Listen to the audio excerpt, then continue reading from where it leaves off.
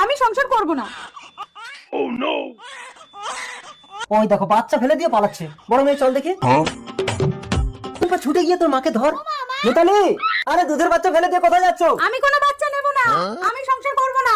কেন, কি হয়েছে? মদন আমাকে ভীষণ ভালোবাসে, আমি ওকেই বিয়ে করে সংসার করব।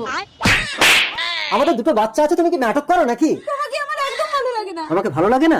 এই রিম্পা, বোনকে নিয়ে বাড়ি যা। এই চলো, কোন মদন তোমাকে ভালোবেসে বিয়ে করবে দেখ। আরে মদন, মদন চলো আমরা বিয়ে করে নেব।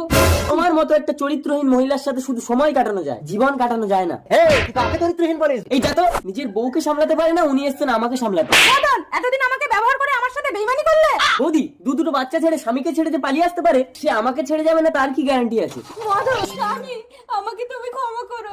সরে যাও মিতালি, তোমাকে যদি আমি ক্ষমা করি তাহলে এই সমাজ আমাকে কোনোদিন ক্ষমা করবে না। স্বামী